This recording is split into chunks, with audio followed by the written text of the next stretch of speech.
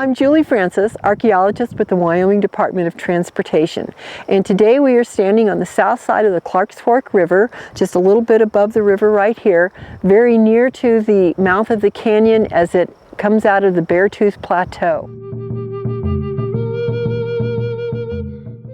The Beartooth Plateau, which we see back here, this major uplift played a very important role in the historical events of the Nez Percé War of 1877.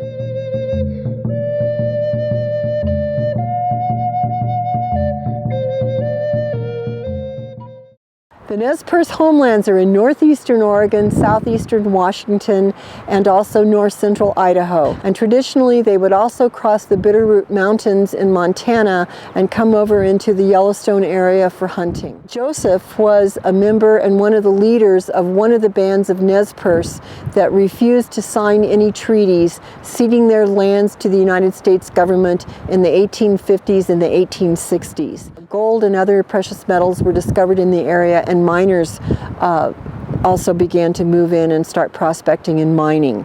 As a result, there was a lot of tension, a lot of conflict. The bands of what were referred to as the non-treaty Nez Percé were actually about ready to sign and move on to a reservation. Just as they were making their preparations to move, several young men from the bands killed several settlers who they perceived as trespassing on their lands.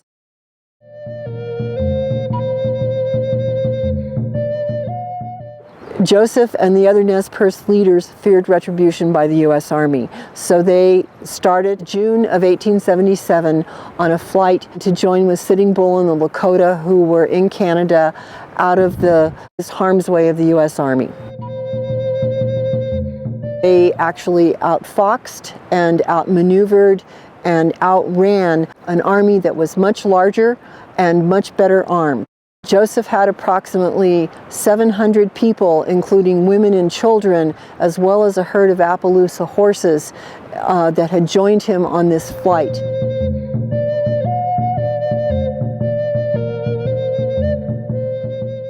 Because of its uplifting and high elevation and the deep down cutting of the few rivers, there are very few places by which people can exit the Beartooth Plateau. General Howard was pursuing the Nez Percé, and he felt that Chief Joseph and the Nez Percé could be trapped at the mouth of the canyon where they were exiting from the Yellowstone and the Beartooth Plateau.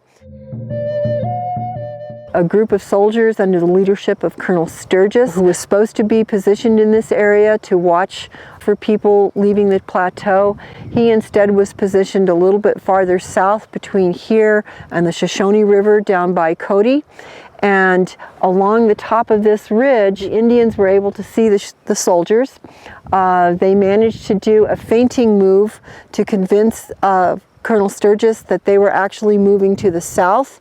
Once they did that, they very carefully then came back to the north, came down either the Clarks Fork, as many historic sources suggest, or perhaps one of the other tributary drainages down here to reach the valley. General Howard was pursuing the Nez Percé on the plateau, and he actually came down the canyon of the Clarks Fork. By that point in time, Joseph and the Nez Percé were far downriver. The Nez Percé were just about to reach their final destination when they were surrounded by the U.S. Army in the Bear Paw Mountains of Montana. They were only short 40 miles of the international border to Canada.